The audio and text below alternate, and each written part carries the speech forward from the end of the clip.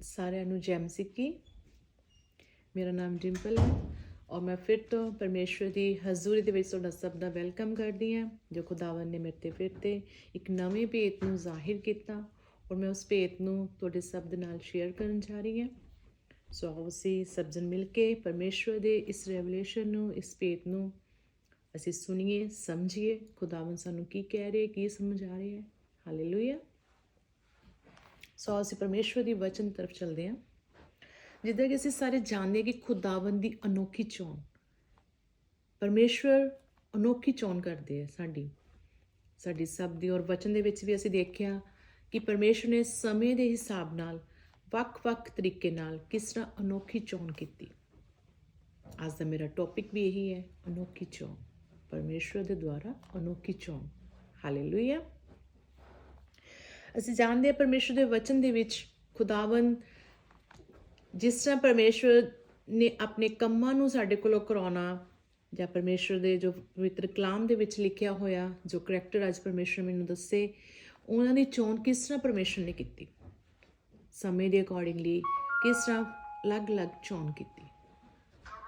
Hallelujah. ਸੋ ਅਸੀਂ ਪਰਮੇਸ਼ਵਰ ਦੇ ਵਚਨ ਤਰਫ ਚਲਦੇ ਹਾਂ। ਹਾਰੂਨ ਦੀ ਲਾਠੀ, ਖੁਦਾਵੰਦ ਨੇ ਕਿਸ ਤਰ੍ਹਾਂ ਹਾਰੂਨ ਦੀ ਲਾਠੀ ਦੇ ਦੁਆਰਾ ਚੋਣ ਕੀਤੀ। ਸਭ ਤੋਂ ਪਹਿਲੇ ਅਸੀਂ ਪਰਮੇਸ਼ਵਰ ਦੇ ਇਸ ਵਚਨ ਨੂੰ ਪੜਾਂਗੇ। ਗਿਣਤੀ, ਬੁੱਕ ਨੇਮ ਗਿਣਤੀ, ਔਰ ਉਸਦੇ 17 ਚੈਪਟਰ ਦੀ ਫਰਸਟ ਵਰਸ ਤੋਂ ਪੜਾਂਗੇ। ਪ੍ਰਭੂ ਨੇ ਮੂਸਾ ਨੂੰ ਕਿਹਾ, ਤੂੰ ਇਸਰਾਏਲੀਆਂ ਦੇ ਸਭ ਲੋਕਾਂ ਨਾਲ ਗੱਲਬਾਤ ਕਰ ਅਤੇ ਤੂੰ ਹਰ ਕਬੀਲੇ ਦੇ ਆਗੂ ਦੀ ਲਾਠੀ ਲੈ, ਅਰਥਾਤ 12 ਲਾਠੀਆਂ ਇਕੱਠੀਆਂ ਕਰਕੇ ਹਰ ਲਾਠੀ ਤੇ ਉਸਦੇ ਆਗੂ ਦਾ ਨਾਂ ਲਿਖ ਦੇ। ਲੇਵੀ ਕਬੀਲੇ ਦੇ ਲਾਠੀ ਤੇ ਤੂੰ ਹਾਰੂਨ ਦਾ ਨਾਂ ਲਿਖ ਦੇ। ਇਸ ਤਰ੍ਹਾਂ ਤੂੰ ਹਰ ਕਬੀਲੇ ਵੱਲੋਂ ਇੱਕ ਲਾਠੀ ਤੇ ਉਸਦੇ ਆਗੂ ਦਾ ਨਾਂ ਲਿਖ ਦੇ। ਫਿਰ ਤੂੰ ਇਹਨਾਂ 12 ਲਾਠੀਆਂ ਸੰਗਤ ਦੇ ਤੰਬੂ ਅੰਦਰ, ਅਰਥਾਤ ਸਾਖੀ ਦੇ ਸੰਦੂਕ ਕੋਲ, ਜਿੱਥੇ ਮੈਂ ਤੈਨੂੰ ਮਿਲਦਾ ਹਾਂ, ਰੱਖ ਦੇ। ਉੱਥੇ ਜਿਸ ਮਨੁੱਖ ਨੂੰ ਮੈਂ ਚੁਣਾਂਗਾ ਉਸ ਦੀ ਲਾਠੀ ਦੇ ਸਿਰੇ ਤੇ ਕੁਰੁੰਬਲੀਆਂ ਫੁੱਟ ਪੈਣਗੀਆਂ। ਇਸ ਤਰ੍ਹਾਂ ਮੈਂ ਤੁਹਾਡੇ ਵਿਰੁੱਧ ਇਸਰਾਏਲੀਆਂ ਵੱਲੋਂ ਹੋਣ ਵਾਲੀ ਬੁੜਬੜਾਹਟ ਨੂੰ ਹਮੇਸ਼ਾ ਲਈ ਖਤਮ ਕਰ ਦੇਵਾਂਗਾ। ਸੋ ਮੂਸਾ ਨੇ ਸਭ ਇਸਰਾਏਲੀਆਂ ਨਾਲ ਪ੍ਰਭੂ ਦੇ ਕਹੇ ਅਨੁਸਾਰ ਗੱਲਬਾਤ ਕੀਤੀ ਔਰ ਹਰ ਇੱਕ ਕਬੀਲੇ ਨੇ ਜੋ ਪਰਮੇਸ਼ਵਰ ਦੇ ਵਚਨ ਦੇ ਵਿੱਚ ਦੱਸਿਆ। ਹਾਲੇਲੂਇਆ। ਔਰ ਖੁਦਾਵੰਦ ਨੇ ਕੀ ਕਿਹਾ, ਪ੍ਰਭੂ ਨੇ ਕੀ ਕਿਹਾ, ਮੂਸਾ ਨੂੰ ਬੋਲਿਆ ਕਿ ਮੂਸਾ ਤੂੰ ਇੱਦਾਂ ਕਰ, ਹਰ ਇੱਕ ਕਬੀਲੇ ਨੂੰ ਬੋਲ ਕਿ ਉਹ ਆਪਣੇ ਆਗੂ ਦੇ ਅਕੋਰਡਿੰਗਲੀ ਇੱਕ ਲਾਠੀ ਲੈ ਕੇ ਆਵੇ ਔਰ ਉਸ ਵਿੱਚ ਉਹਨਾਂ ਆਗੂਆਂ ਦਾ ਨਾਮ ਲਿਖ ਦੇ। ਔਰ ਇਹਦੇ ਵਿੱਚ ਕੀ ਕਰ, ਲੇਵੀ ਕਬੀਲੇ ਵੱਲੋਂ ਕੀ ਕਰ, ਹਾਰੂਨ ਦੀ ਵੱਲੋਂ ਲਾਠੀ ਮੰਗਾ ਔਰ ਉਸ ਦੇ ਉੱਪਰ ਹਾਰੂਨ ਦਾ ਨਾਂ ਲਿਖ ਦੇ। ਪਰਮੇਸ਼ਵਰ ਨੇ ਦੇਖੋ ਇੱਕ ਲਾਠੀ ਦੇ ਦੁਆਰਾ, ਹੁਣ ਖੁਦਾਵੰਦ ਨੇ ਆਪਣੇ ਆਗੂ ਦੀ, ਆਪਣੇ ਉਸ ਜੋ ਕੰਮ ਵਾਸਤੇ ਪਰਮੇਸ਼ਵਰ ਦਾ ਪੁਰੋਹਿਤ ਚਾਹੀਦਾ ਸੀਗਾ, ਪਰਮੇਸ਼ਵਰ ਨੇ ਉਸ ਦੀ ਚੋਣ ਕੀਤੀ ਕਿ ਜੋ ਪਰਮੇਸ਼ਵਰ ਦੇ ਕੰਮਾਂ ਨੂੰ ਕਰ ਸਕੇ। ਹਾਲੇਲੂਇਆ। ਔਰ ਕੀ ਹੋਇਆ, ਮੂਸਾ ਨੇ ਸੇਮ ਜਿੰਨੇ ਵੀ ਆਪਣੇ ਕਬੀਲਿਆਂ ਦੇ 12 ਕਬੀਲਿਆਂ ਦੇ ਆਗੂਆਂ ਨੂੰ ਬੁਲਾਇਆ ਔਰ ਉਹਨਾਂ ਨਾਲ ਗੱਲਬਾਤ ਕੀਤੀ, ਅਹੁਦੇਦਾਰਾਂ ਨੂੰ ਬੁਲਾਇਆ ਔਰ ਉਹਨਾਂ ਨੂੰ ਬੋਲਿਆ ਕਿ ਤੁਸੀਂ ਆਪਣੇ ਆਪਣੇ ਕਬੀਲੇ ਦੇ ਅਨੁਸਾਰ ਲਾਠੀਆਂ ਲੈ ਕੇ ਮੇਰੇ ਕੋਲ ਆਵੋ। ਔਰ ਜਿਸ ਤਰ੍ਹਾਂ ਪ੍ਰਭੂ ਨੇ ਮੈਨੂੰ ਬੋਲਿਆ, ਫਿਰ ਉਹ ਲਾਠੀਆਂ ਨੂੰ ਮੈਂ ਪਰਮੇਸ਼ਵਰ ਦੇ ਨੇਮ ਦੇ ਸੰਦੂਕ ਦੇ ਕੋਲ ਰੱਖ ਦੇਵਾਂਗਾ ਔਰ ਉਸ ਤੇ ਜੋ ਪਰਮੇਸ਼ਵਰ ਦੇ ਵੱਲੋਂ ਚੁਣਿਆ ਜਾਏਗਾ, ਉਸ ਲਾਠੀ ਦੇ ਉੱਪਰ ਬਦਾਮ ਦੀਆਂ ਡੋਡੀਆਂ ਲੱਗ ਜਾਣਗੀਆਂ, ਕਰੁੰਬਲਾ ਫੁੱਟ ਜਾਣਗੀਆਂ ਔਰ ਉਸ ਦੇ ਉੱਪਰ ਫਲ ਲੱਗ ਜਾਏਗਾ। ਔਰ ਉਸ ਤੋਂ ਤੁਸੀਂ ਜੱਜਮੈਂਟ ਕਰੋਗੇ, ਤੁਸੀਂ ਜਾਣ ਜਾਓਗੇ ਕਿ ਖੁਦਾਵੰਦ ਨੇ ਜੋ ਚੋਣ ਕੀਤੀ ਹੈ ਕਿਸ ਤਰ੍ਹਾਂ ਅਨੋਖੇ ਢੰਗ ਨਾਲ ਕੀਤੀ ਹੈ। ਆਪਣੇ ਵਾਸਤੇ ਪਰਮੇਸ਼ਵਰ ਨੇ ਜੋ ਚੋਣ ਕੀਤੀ ਸੀ ਹਾਰੂਨ ਦੀ ਆਪਣੇ ਕੰਮਾਂ ਨੂੰ ਕਰਨ ਦੇ ਵਾਸਤੇ। ਹਾਲੇਲੂਇਆ। ਔਰ ਖੁਦਾਵੰਦ ਨੇ ਇੱਥੇ ਦੱਸਿਆ, ਪਰਮੇਸ਼ਵਰ ਦੇ ਵਚਨ ਦੀ ਤਰਫ ਚੱਲਦੇ ਹਾਂ, ਕਿ ਜਿਸ ਤਰ੍ਹਾਂ ਪਰਮੇਸ਼ਵਰ ਨੇ ਬੋਲਿਆ ਸੀ ਮੂਸਾ ਨੇ ਸੇਮ ਉਸੇ ਤਰ੍ਹਾਂ ਹੀ ਕੀਤਾ ਔਰ ਸਾਰੀਆਂ ਲਾਠੀਆਂ ਨੂੰ ਕੀ ਕੀਤਾ, ਨੇਮ ਦੇ ਸੰਦੂਕ ਦੇ ਕੋਲ ਰੱਖ ਦਿੱਤਾ। ਅਗਲੇ ਦਿਨ ਮੂਸਾ ਨੇ ਸਾਖੀ ਦੇ ਤੰਬੂ ਅੰਦਰ ਜਾ ਕੇ ਦੇਖਿਆ ਤਾਂ ਹਾਰੂਨ ਦੀ ਲਾਠੀ ਦੇ ਸਿਰੇ ਤੇ ਕਰੂੰਬਲੀਆਂ ਫੁੱਟ ਪਈਆਂ ਸਨ ਅਤੇ ਉਸ ਨੂੰ ਬਦਾਮ ਦੀਆਂ ਡੋਡੀਆਂ ਲੱਗ ਗਈਆਂ ਸਨ। ਮੂਸਾ ਨੇ ਸਭ ਲਾਠੀਆਂ ਤੰਬੂ ਅੰਦਰੋਂ ਲਿਆ ਕੇ ਬਾਹਰ ਸਭ ਲੋਕਾਂ ਨੂੰ ਦਿਖਾਈਆਂ ਅਤੇ ਹਰ ਇੱਕ ਨੇ ਆਪਣੀ ਆਪਣੀ ਲਾਠੀ ਨੂੰ ਚੁੱਕ ਲਿਆ। ਤਦ ਪ੍ਰਭੂ ਨੇ ਮੂਸਾ ਨੂੰ ਕਿਹਾ, ਤੂੰ ਹਾਰੂਨ ਦੀ ਲਾਠੀ ਵਾਪਸ ਸਾਖੀ ਦੇ ਸੰਦੂਕ ਕੋਲ ਰੱਖ ਦੇ ਕਿ ਹਰ ਵਿਦਰੋਹੀ ਦੇ ਲਈ ਚੇਤਾਵਨੀ ਠਹਿਰੇ ਅਤੇ ਉਹ ਮੌਤ ਦੇ ਮੂੰਹ ਵਿੱਚ ਜਾਣ ਤੋਂ ਬਚ ਜਾਵੇ। ਕਿਸ ਤਰ੍ਹਾਂ ਪਰਮੇਸ਼ਵਰ ਨੇ ਲਾਠੀਆਂ ਲਈਆਂ? ਸੁੱਕੀ ਲਾਠੀ, ਸੁੱਕਾ ਡੰਡਾ। ਅਸੀਂ ਜਾਣਦੇ ਹਾਂ ਕਿ ਉਸ ਨੂੰ ਫਲ ਲੱਗਦੇ ਜਿਸ ਦੀਆਂ ਜੜ੍ਹਾਂ ਜ਼ਮੀਨ ਦੇ ਅੰਦਰ ਹੁੰਦੀਆਂ।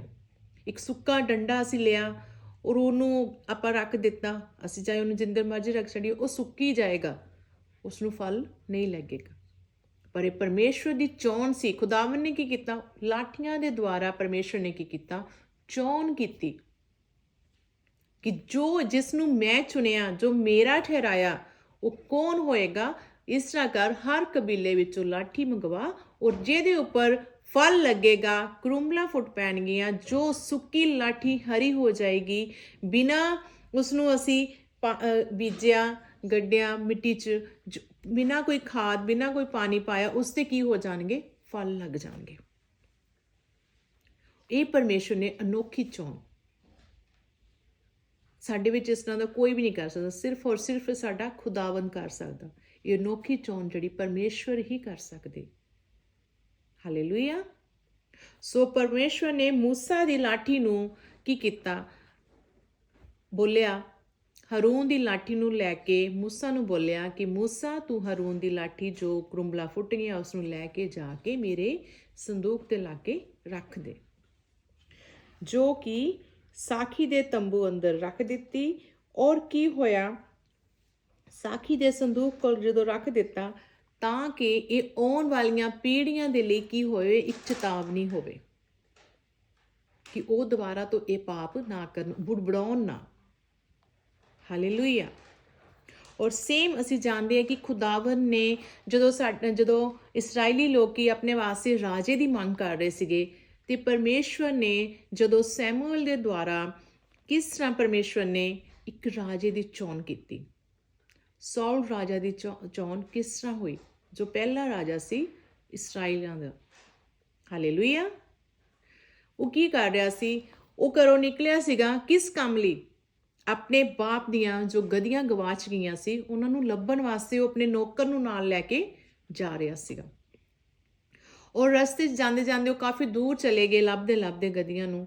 ਔਰ ਉੱਥੇ ਕੀ ਹੋਇਆ? ਉਹਨਾਂ ਨੂੰ ਇੱਕ ਪਰਮੇਸ਼ਵਰ ਦਾ ਜਨ ਮਿਲਿਆ, ਜੋ ਉਸਦੇ ਨੌਕਰ ਨੇ ਉਸਨੂੰ ਦੱਸਿਆ ਸੀ ਕਿ ਅਸੀਂ ਇਸ ਤਰ੍ਹਾਂ ਹੀ ਲੱਭੀ ਜਾ ਰਹੇ ਹਾਂ ਮਾਲਕ ਸਵਾਮੀ, ਕਿਉਂ ਨਾ ਇਸ ਤਰ੍ਹਾਂ ਹੋਏ ਕਿ ਅਸੀਂ ਪਰਮੇਸ਼ਵਰ ਦੇ ਨੇਕ ਬੰਦੇ ਕੋਲ ਜਾਈਏ ਜੋ ਸਾਨੂੰ ਦੱਸੇ ਕਿ ਸਾਡੀਆਂ ਗਧੀਆਂ ਇਸ ਟਾਈਮ ਕਿੱਥੇ ਹੈ। ਔਰ ਸੇਮ ਇਸੇ ਤਰ੍ਹਾਂ ਹੀ ਹੋਇਆ ਜਿਸ ਤਰ੍ਹਾਂ ਪਰਮੇਸ਼ਵਰ ਨੇ ਅਗਵਾਈ ਕੀਤੀ ਸੀਗੀ। ਔਰ ਉਹ ਉਸ ਹਿਸਾਬ ਨਾਲ ਜਾਈ ਜਾ ਰਹੇ ਸੀਗੇ। ਘਰੋਂ ਕੀ ਗਏ ਸੀ? ਉਹ ਗਧੀਆਂ ਨੂੰ ਲੱਭਣ ਵਾਸਤੇ। ਉਹਨੂੰ ਨਹੀਂ ਸੀ ਪਤਾ ਸੌਲ ਨੂੰ ਕਿ ਕੀ ਹੋਏਗਾ ਜਦੋਂ ਮੈਂ ਵਾਪਸ ਆਵਾਂਗਾ ਤੇ ਮੇਰਾ ਰਾਜ ਲਈ ਅਭਿਸ਼ੇਕ ਹੋ ਜਾਏਗਾ। ਹਾਲੇਲੂਇਆ। ਅਸੀਂ ਖੁਦਾਵੰਦ ਦੇ ਵਚਨ ਤਰਫ ਚੱਲਦੇ ਹਾਂ। ਸੈਮੂਅਲ, ਪਹਿਲਾ ਸੈਮੂਅਲ ਉਸਦੇ 10 ਤੋਂ ਚੈਪਟਰ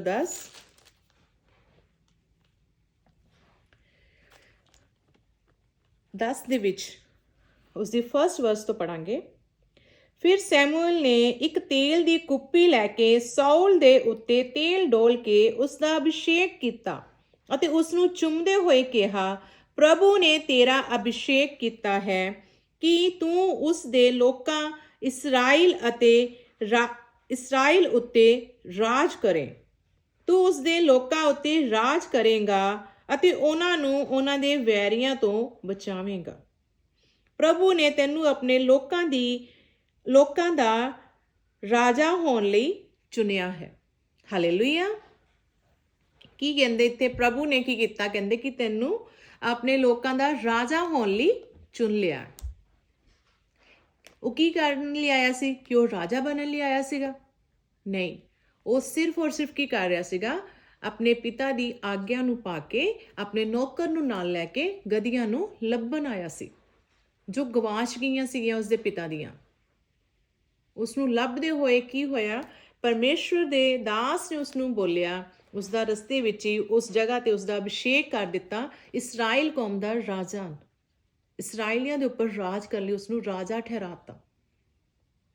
ਔਰ ਅਸੀਂ ਜਾਣਦੇ ਹਾਂ ਕਿ ਇਹ ਵੀ ਕੋਈ ਬਹੁਤ ਪਹਿਲੇ ਵੱਡਾ ਨਹੀਂ ਸੀਗਾ। ਔਰ ਇਹ ਦੱਸ ਰਿਹਾ, ਸੌਲ ਕੀ ਕਹਿ ਰਿਹਾ ਕਿ ਜਦੋਂ ਸੌਲ ਨੂੰ ਬੋਲਿਆ ਗਿਆ ਕਿ ਤੇਰਾ ਕੀ ਹੈ, ਪਰਮੇਸ਼ਰ ਨੇ ਅਭਿਸ਼ੇਕ ਕਰ ਦਿੱਤਾ, ਤੈਨੂੰ ਰਾਜਾ ਬਣਾਉਣ ਵਾਸਤੇ ਚੁਣ ਲਿਆ, ਪਰਮੇਸ਼ਰ ਨੇ ਤੇਰੀ ਚੋਣ ਕਰ ਲਈ ਹੈ, ਅਨੋਖੀ ਚੋਣ। ਔਰ ਜਦੋਂ ਸੈਮੂਅਲ ਕੋਲ ਗਿਆ ਔਰ ਸੈਮੂਅਲ ਨੇ ਬੋਲਿਆ ਕਿ ਤੇਰੇ ਬਾਪ ਦੀਆਂ ਗਧੀਆਂ ਬਿਲਕੁਲ ਠੀਕ ਹੈ ਔਰ ਘਰ ਵਿੱਚ ਪਹੁੰਚ ਚੁੱਕੀਆਂ, ਪਰ ਤੈਨੂੰ ਪਰਮੇਸ਼ਰ ਨੇ ਮੇਰੇ ਕੋਲ ਜਿਸ ਪਲੈਨਿੰਗ ਨਹੀਂ ਲੈ ਕੇ ਆਂਦਾ ਵੈ, ਜੋ ਪਰਮੇਸ਼ਰ ਦੀ ਯੋਜਨਾ ਤੇਰੇ ਵਾਸਤੇ, ਉਹ ਮੈਂ ਤੈਨੂੰ ਦੱਸਦਾ। ਔਰ ਕੀ ਹੋਇਆ, ਪਰਮੇਸ਼ਰ ਨੇ ਉਹਨੂੰ ਦੱਸਿਆ, ਜੋ ਸੌਲ ਦੇ ਉੱਪਰ ਜ਼ਾਹਿਰ ਕੀਤਾ ਸੈਮੂਅਲ ਨੇ, ਕਿ ਪਰਮੇਸ਼ਵਰ ਨੇ ਤੈਨੂੰ ਰਾਜਾ ਹੋਣ ਲਈ ਚੁਣ ਲਿਆ ਹੈ ਕਿ ਤੂੰ ਉਸਦੇ ਲੋਕਾਂ ਦੀ ਸੇਵਾ ਕਰੇ, ਉਹਨਾਂ ਦੀ ਰੱਖਿਆ ਕਰੇ, ਉਹਨਾਂ ਦੇ ਵਿਰੋਧੀਆਂ ਤੋਂ, ਵੈਰੀਆਂ ਤੋਂ। ਔਰ ਉਹ ਕਹਿ ਰਿਹਾ, ਸਾਊਲ ਕੇ ਅੱਗੇ ਕਹਿ ਰਿਹਾ, ਸੈਮੂਅਲ ਨੂੰ ਉੱਤਰ ਦੇ ਰਿਹਾ। ਸਾਊਲ ਨੇ ਉੱਤਰ ਦਿੱਤਾ, ਮੈਂ ਬਿਨਯਾਮੀਨ ਕਬੀਲੇ ਵਿੱਚੋਂ ਹਾਂ, ਜੋ ਸਭ ਤੋਂ ਛੋਟਾ ਕਬੀਲਾ ਹੈ। ਮੇਰੇ ਪਿਤਾ ਦੇ ਟੱਬਰ ਦੀ ਸਾਡੇ ਕਬੀਲੇ ਵਿੱਚ ਕੋਈ ਥਾਂ ਨਹੀਂ ਹੈ। ਫਿਰ ਤੂੰ ਮੈਨੂੰ ਇਸ ਤਰ੍ਹਾਂ ਕਿਉਂ ਕਿਹਾ ਹੈ? ਚੋਣ ਨਾ, ਉਹ ਬਹੁਤਾ ਕੋਈ ਅਮੀਰ ਸੀਗਾ। ਉਹ ਕੀ ਕਹਿ ਰਿਹਾ, ਕਹਿੰਦਾ ਕਿ ਮੈਂ ਬਿਨਯਾਮੀਨ ਕਬੀਲੇ ਵਿੱਚ ਸਭ ਤੋਂ ਛੋਟਾ ਜਿਹਾ, ਮੇਰੇ ਬਾਪ ਦਾ ਕੋਈ ਬਹੁਤਾ ਨਾਮ ਨਹੀਂ ਹੈ, ਨਾ ਹੀ ਕੋਈ ਸਾਡੇ ਕੋਲ ਉਸ ਟਾਈਮ ਕੋਈ ਜਿੱਦਾਂ ਮਾਲ ਡੰਗਰ ਹੁੰਦਾ ਸੀ ਕਿ ਮੈਂ ਬਹੁਤ ਕੋਈ ਉੱਚਾ ਘਰ ਨਹੀਂ ਹੈ, ਮੇਰੇ ਬਾਪ ਦੀ ਕੋਈ ਇੰਨੀ ਜਾਇਦਾਦ ਨਹੀਂ ਹੈ ਕਿ ਮੈਨੂੰ ਤੂੰ ਰਾਜਾ ਬਣਾ ਰਿਹਾ। ਕਿਉਂਕਿ ਰਾਜਾ ਇੱਕ ਬਣਨਾ ਬਹੁਤ ਫਕਰ ਦੀ ਗੱਲ ਸੀ, ਬਹੁਤ ਵੱਡੀ ਗੱਲ ਸੀਗੀ। ਹਾਲੇਲੂਇਆ। ਔਰ ਕੀ ਹੋਇਆ ਕਿ ਰਾਜਾ ਬਣ ਗਿਆ। ਉਹਨੂੰ ਕਹਿ ਰਿਹਾ ਕਿ ਤੂੰ ਰਾਜਾ ਬਣ ਗਿਆ, ਤੇਰੀ ਚੋਣ ਹੋ ਗਈ ਹੈ। ਪਰ ਉਹ ਕਹਿ ਰਿਹਾ ਕਿ ਮੈਂ ਕੀ ਹੈ, ਇੱਕ ਬਹੁਤ ਹੀ ਨੋਰਮਲ ਜੇ ਮੈਂ ਕਬੀਲੇ ਦਾ, ਮੇਰਾ ਤਾਂ ਕੋਈ ਨਾਮ ਵੀ ਨਹੀਂ, ਮੇਰੇ ਬਾਪ ਦਾ ਵੀ ਕੋਈ ਨਾਮ ਨਹੀਂ ਹੈ। ਫਿਰ ਤੂੰ ਮੈਨੂੰ ਰਾਜਾ ਕਿਉਂ ਚੁਣ ਰਿਹਾ? ਪਰ ਇਹ ਪਰਮੇਸ਼ਵਰ ਦੀ ਅਨੋਖੀ ਚੋਣ ਹੈ। ਪਰਮੇਸ਼ਵਰ ਕਿਸੇ ਨੂੰ ਉਸਦੇ ਪੈਸੇ ਨੂੰ ਲੈ ਕੇ, ਉਸਦੀ ਧਨ ਦੌਲਤ ਨੂੰ ਲੈ ਕੇ, ਉਸਦੀ ਖੂਬਸੂਰਤੀ ਨੂੰ ਲੈ ਕੇ ਚੋਣ ਨਹੀਂ ਕਰਦਾ। ਪਰਮੇਸ਼ਵਰ ਦਾ ਵਚਨ ਸਾਨੂੰ ਦੱਸਦਾ ਇਹ ਪਰਮੇਸ਼ਵਰ ਵੱਲੋਂ ਅਨੋਖੀ ਚੋਣ ਹੈ। ਉਸ ਟਾਈਮ ਜਦੋਂ ਹਾਰੂਨ ਦੀ ਲਾਠੀ, ਯਾਨੀ ਕਿ ਸਾਰੇ ਕਬੀਲਿਆਂ ਨੂੰ ਲਾਠੀਆਂ ਲੈ ਕੇ ਆਉਣ ਲਈ ਕਿਹਾ ਸੀਗਾ ਪਰਮੇਸ਼ਵਰ ਨੇ, ਤੇ ਪਰਮੇਸ਼ਵਰ ਕੁਝ ਹੋਰ ਵੀ ਉਹਨਾਂ ਕੋਲ ਮੰਗ ਸਕਦੇ ਸੀਗੇ। ਇੱਕ ਸੁੱਕੀ ਲੱਕੜੀ, ਲਾਠੀ, ਨੋਰਮਲ ਚੀਜ਼। ਨੋਰਮਲ ਤੋਂ ਪਰਮੇਸ਼ਵਰ ਨੇ ਕੀ ਕੀਤਾ, ਉਹਨੂੰ ਆਪਣਾ ਲੇਵੀ ਚੁਣਿਆ, ਆਪਣੇ ਕੰਮਾਂ ਨੂੰ ਕਰਨ ਵਾਸਤੇ ਚੁਣਿਆ, ਠਹਿਰਾਇਆ। ਔਰ ਇਹ ਕੀ ਹੈ, ਸਾਊਲ ਕੀ ਹੈ, ਇੱਕ ਨੋਰਮਲ, ਕਹਿੰਦਾ ਕਿ ਮੈਂ ਤਾਂ ਇੱਕ ਨੋਰਮਲ ਕਬੀਲੇ ਦਾ ਹੀ ਹਾਂ, ਮੈਂ ਆਪਣੇ ਕਬੀਲਿਆਂ ਵਿੱਚ ਬਹੁਤ ਹੀ ਘੱਟ ਨਾਮ ਵਾਲਾ, ਜਿਹੜਾ ਮੇਰੇ ਬਾਪ ਦਾ ਕੋਈ ਨਾਮ ਨਹੀਂ, ਮੈਂ ਉਸ ਕਬੀਲੇ ਵਿੱਚੋਂ, ਉਸ ਟੱਬਰ ਵਿੱਚੋਂ ਮੈਂ। ਹਾਲੇਲੂਇਆ। ਨਾ ਤੇ ਇਹਦੇ ਕੋਲ ਪੈਸਾ, ਨਾ ਕੁਛ ਹੋਰ, ਪਰ ਫਿਰ ਵੀ ਪਰਮੇਸ਼ਰ ਨੇ ਕੀ ਕੀਤਾ, ਇਹਨੂੰ ਚੁਣ ਲਿਆ। ਔਰ ਗਿਆ ਕੀ ਕੰਮ ਸੀਗਾ, ਆਪਣੇ ਬਾਪ ਦੀਆਂ ਗਧੀਆਂ ਨੂੰ ਲੱਭਣ ਵਾਸਤੇ। ਔਰ ਪਰਮੇਸ਼ਵਰ ਨੇ ਇਹਨੂੰ ਰਾਜਾ ਬਣਾਤਾ। ਇਹ ਕੀ ਹੈ, ਖੁਦਾਵੰਦ ਦੀ ਅਨੋਖੀ ਚੋਣ। ਔਰ ਇਸ ਤਰ੍ਹਾਂ ਅਸੀਂ ਦੇਖਦੇ ਹਾਂ ਕਿ ਪਰਮੇਸ਼ਵਰ ਦੇ ਵਚਨ ਦੇ ਵਿੱਚ ਪਹਿਲਾ ਸੈਮੂਅਲ ਉਸਦੇ ਚੈਪਟਰ ਨੰਬਰ 16, ਦਾਊਦ ਦਾ ਰਾਜਾ ਬਣਨ ਦੇ ਲਈ ਅਭਿਸ਼ੇਕ। ਅਸੀਂ ਜਾਣਦੇ ਹਾਂ ਇੱਥੇ ਕਿ ਜੱਸੀ ਦੇ ਬੇਟੇ, 7 ਬੇਟੇ ਜੋ ਬਾਰ-ਬਾਰ ਪਰਮੇਸ਼ਵਰ ਦੇ ਹੁਕਮ ਦੇ ਅਨੁਸਾਰ ਜੋ ਸੈਮੂਅਲ ਦੇ ਸਾਹਮਣੇ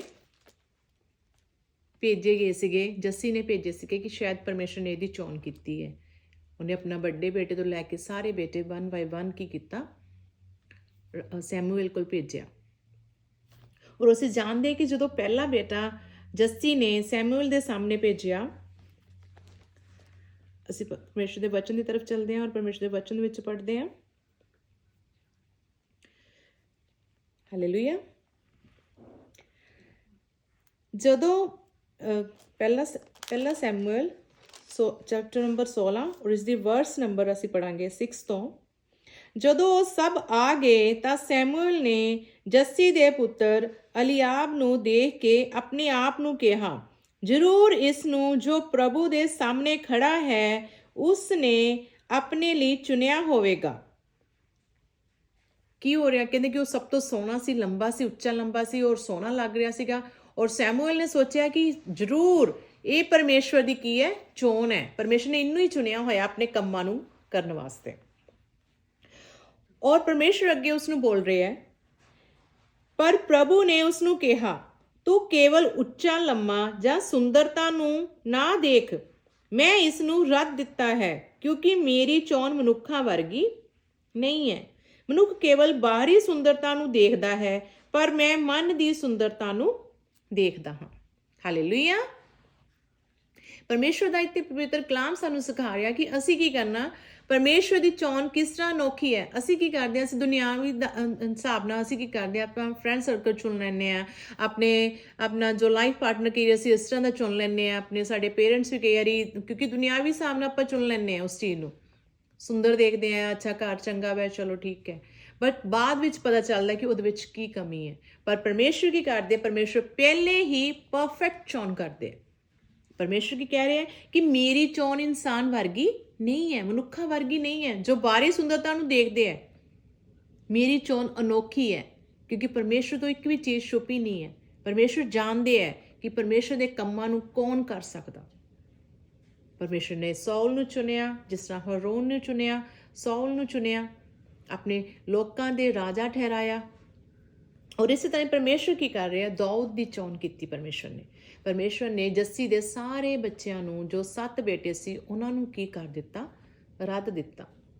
ਔਰ ਫਿਰ ਸੈਮੂਅਲ ਬੋਲਦਾ ਕਿ ਜੱਸੀ ਨੂੰ ਪੁੱਛਦਾ ਕਿ ਕੀ ਤੇਰਾ ਕੋਈ ਹੋਰ ਵੀ ਪੁੱਤਰ ਹੈ? ਉਸਨੂੰ ਮੇਰੇ ਸਾਹਮਣੇ ਲੈ ਕੇ ਆ। ਕਹਿੰਦਾ ਹਾਂ, ਮੇਰਾ ਇੱਕ ਬੇਟਾ ਹੋਰ ਹੈ, ਮੇਰਾ ਇੱਕ ਹੋਰ ਪੁੱਤਰ ਹੈ, ਜੋ ਕੀ ਕਰ ਰਿਹਾ ਇਸ ਟਾਈਮ? ਭੇਡਾਂ ਨੂੰ ਚਾਰ ਰਿਹਾ। ਕੀ ਕਰ ਰਿਹਾ ਸੀਗਾ? ਬਾਕੀ ਸਾਰੇ ਕੀ ਕਰ ਰਹੇ ਸੀਗੇ? ਬਾਕੀ ਸਾਰੇ ਆਪਣੇ ਬਾਪ ਦੇ ਨਾਲ ਸੀ, ਪਰ ਉਹ ਕੱਲਾ ਕੀ ਕਰ ਰਿਹਾ ਸੀਗਾ? ਭੇਡਾਂ ਨੂੰ ਚਾਰ ਰਿਹਾ ਸੀਗਾ ਜੰਗਲ ਦੇ ਵਿੱਚ ਕੱਲਾ। ਔਰ ਪਰਮੇਸ਼ਰ ਨੇ ਕੀ ਕੀਤਾ? ਪਰਮੇਸ਼ਰ ਨੇ ਉਹਨਾਂ 7 ਨੂੰ ਕੀ ਕੀਤਾ? ਰੱਦ ਕੀਤਾ। ਉਸ ਨੂੰ ਚੁਣਿਆ ਜਿਹਨੂੰ ਪਤਾ ਹੀ ਨਹੀਂ ਕਿ ਮੇਰੀ ਚੋਣ ਹੋਣੀ, ਔਰ ਆਪਣੇ ਕੰਮ ਨੂੰ ਕਰ ਰਿਹਾ ਸੀਗਾ, ਭੇਡਾਂ ਨੂੰ ਚੁਣ ਰਿਹਾ ਸੀਗਾ, ਉਹਨਾਂ ਨੂੰ ਚਰਾ ਰਿਹਾ ਸੀਗਾ। ਭੇਡਾਂ ਦਾ ਚਰਵਾਹਾ ਜਿਸ ਨੂੰ ਠਹਿਰਾਇਆ ਸੀ, ਪਰਮੇਸ਼ਵਰ ਨੇ ਉਸ ਨੂੰ ਹੀ ਚੁਣ ਲਿਆ ਆਪਣੇ ਕੰਮਾਂ ਦੇ ਵਾਸਤੇ। ਔਰ ਜਦੋਂ ਜੱਸੀ ਨੇ ਉੱਤਰ ਦਿੱਤਾ, ਹਾਂ ਇੱਕ ਸਭ ਤੋਂ ਛੋਟਾ ਹੈ, ਪਰ ਉਹ ਭੇਡਾਂ ਦੀ ਰਖਵਾਲੀ ਕਰ ਰਿਹਾ ਹੈ। ਸੈਮੂਅਲ ਨੇ ਕਿਹਾ, ਉਸ ਨੂੰ ਤੁਰੰਤ ਸੱਦ ਕੇ ਮੇਰੇ ਕੋਲ ਸਾਹਮਣੇ ਲੈ ਕੇ ਆਓ। ਔਰ ਜਦੋਂ ਉਸ ਨੂੰ ਲੈ ਕੇ ਆਂਦਾ ਗਿਆ, ਹਾਲੇਲੂਇਆ। ਅਸੀਂ ਪਰਮੇਸ਼ਵਰ ਦੇ ਵਚਨ ਤਰਫ ਚੱਲਦੇ ਹਾਂ। 13 ਤੋਂ ਪੜਾਂਗੇ, ਵਰਸ ਨੰਬਰ 13। ਸੈਮੂਅਲ ਨੇ ਤੁਰੰਤ ਆਪਣੀ ਜੈਤੂਨ ਦੇ ਤੇਲ ਦੀ ਕੁੱਪੀ ਲਈ ਅਤੇ ਜੱਸੀ ਦੇ ਸਭ ਤੋਂ ਛੋਟੇ ਪੁੱਤਰ ਦਾ ਦਾਊਦ ਦਾ ਅਭਿਸ਼ੇਕ ਉਸ ਦੇ ਭਰਾਵਾਂ ਦੇ ਸਾਹਮਣੇ ਕੀਤਾ। ਔਰ ਪ੍ਰਭੂ ਦਾ ਆਤਮਾ ਤੁਰੰਤ ਪੂਰੀ ਸ਼ਕਤੀ ਨਾਲ ਦਾਊਦ ਉੱਤੇ ਉਤਰ ਆਇਆ ਤੇ ਉਸ ਦਿਨ ਤੋਂ ਉਹ ਉਸ ਦੇ ਨਾਲ ਰਿਹਾ। ਹਾਲੇਲੂਇਆ। ਖੁਦਾਵੰਦ ਨੇ ਕੀ ਕੀਤਾ? ਉਸ ਨੂੰ ਚੁਣ ਲਿਆ।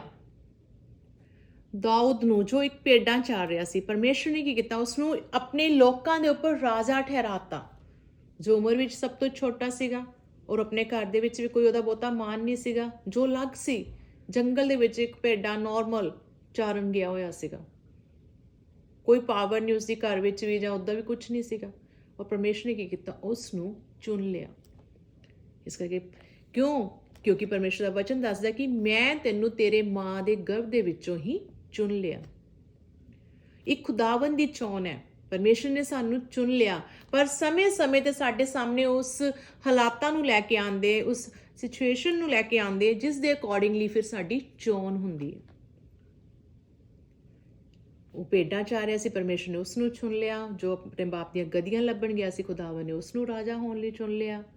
ਹਰੋਨ ਨੂੰ ਲਾਠੀ ਦੇ ਦੁਆਰਾ ਉਸਦੀ ਚੋਣ ਕਰ ਲਈ, ਉਸਦੀ ਸੁੱਕੀ ਲਾਠੀ ਦੇ ਉੱਪਰ ਫਲ ਆ ਗਏ।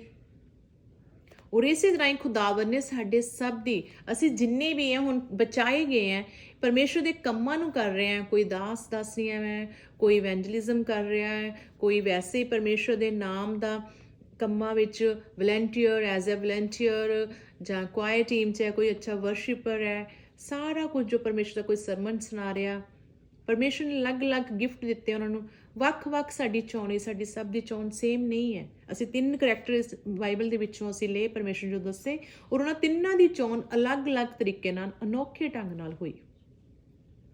ਕਿਸੇ ਦੀ ਚੋਣ ਸੇਮ ਨਹੀਂ ਹੋਈ। ਔਰ ਇਸ ਤਰ੍ਹਾਂ ਪਰਮੇਸ਼ਰ ਨੇ ਸਾਨੂੰ ਵੀ ਵੱਖ-ਵੱਖ ਤਰੀਕੇ ਨਾਲ ਚੁਣਿਆ। ਸਾਡੀ ਵੀ ਸਭ ਦੀ ਅਲੱਗ-ਅਲੱਗ ਕਾਲਿੰਗ ਹੈ। ਪਰਮੇਸ਼ਰ ਨੇ ਸਾਨੂੰ ਆਪਣੇ ਕੰਮਾਂ ਨੂੰ ਵਾਸਤੇ ਚੁਣਿਆ। ਜੋ ਅੱਜ ਅਸੀਂ ਬਚਾਏ ਗਏ ਹੈ, ਇਹਦਾ ਮਤਲਬ ਇਹ ਨਹੀਂ ਹੈ ਕਿ ਅਸੀਂ ਆਪਣੇ ਕੰਮਾਂ ਵਿੱਚ ਲੱਗੇ ਰਹੀਏ। ਇਹ ਖੁਦਾਵੰਦ ਦੀ ਪਲੈਨਿੰਗ ਹੈ, ਖੁਦਾਵੰਦ ਦੀ ਅਨੋਖੀ ਚੋਣ ਹੈ ਸਾਡੇ ਉੱਪਰ। ਸਾਨੂੰ ਲੈ ਕੇ ਪਰਮੇਸ਼ਰ ਦੀ ਪਲੈਨਿੰਗ ਹੈ। ਉਸ ਦੇ ਅਕੋਰਡਿੰਗ ਪਰਮੇਸ਼ਰ ਸਾਨੂੰ ਵੱਖ-ਵੱਖ ਤਰੀਕੇ ਨਾਲ ਚੁਣਿਆ ਹੋਇਆ। ਕਿਸੇ ਨੂੰ ਜੋ ਕੋਈ ਆਪਣੀ ਬਿਮਾਰੀ ਵਿੱਚ ਸੀ, ਪਰੇਸ਼ਾਨੀ 'ਚ ਸੀਗਾ, ਉਸ ਟਾਈਮ ਉਸ ਦੀ ਚੋਣ ਕਰ ਲਈ, ਕਿਉਂਕਿ ਖੁਦਾਵੰਦ ਨੇ ਸਾਨੂੰ ਮਾਂ ਦੇ ਗਰਭ ਦੇ ਵਿੱਚੋਂ ਹੀ ਚੁਣ ਲਿਆ ਆਪਣੇ ਕੰਮਾਂ ਨੂੰ ਕਰਨ ਦੇ ਲਈ। ਔਰ ਉੱਥੇ ਜਿੰਨੇ ਵੀ ਕਰੈਕਟਰ ਆਏ, 3 ਕਰੈਕਟਰ ਅਸੀਂ ਪੜ੍ਹੇ, ਇਸ ਤੋਂ ਇਲਾਵਾ ਹੋਰ ਵੀ ਬਹੁਤ ਸਾਰੇ ਕਰੈਕਟਰ ਹੈ। ਔਰ ਪਰਮੇਸ਼ਵਰ ਨੇ ਇਹਨਾਂ ਦੀ ਚੋਣ ਕੀ ਕੀਤੀ? ਆਪਣੇ ਕੰਮਾਂ ਨੂੰ ਕਰਨ ਲਈ, ਆਪਣੇ ਲੋਕਾਂ ਦੀ ਸੇਵਾ ਕਰਨ ਲਈ। ਅੱਜ ਪਰਮੇਸ਼ਰ ਅਗਰ ਕਿਸੇ ਨੂੰ ਦਾਸ ਨਹੀਂ ਠਹਿਰਾ ਰਹੇ, ਚਰਵਾਹੇ ਠਹਿਰਾ ਰਹੇ ਹੈ ਆਪਣੀ ਭੇਡਾਂ ਦੀ ਰਖਵਾਲੀ ਕਰਨ ਲਈ। ਜਦੋਂ ਖੁਦਾਵੰਦ ਨੂੰ ਚਾਹੀਦਾ ਤਾਂ ਖੁਦਾਵੰਦ ਉਸ ਟਾਈਮ ਸਾਡੀ ਸਮੇਂ ਦੇ ਹਿਸਾਬ ਨਾਲ ਚੋਣ ਕਰਦੇ ਹੈ। ਅਨੋਖੀ ਚੋਣ, ਔਰ ਉਸ ਵਰਗੀ ਚੋਣ ਕੋਈ ਵੀ ਨਹੀਂ ਕਰ ਸਕਦਾ। ਹਾਲੇਲੂਇਆ।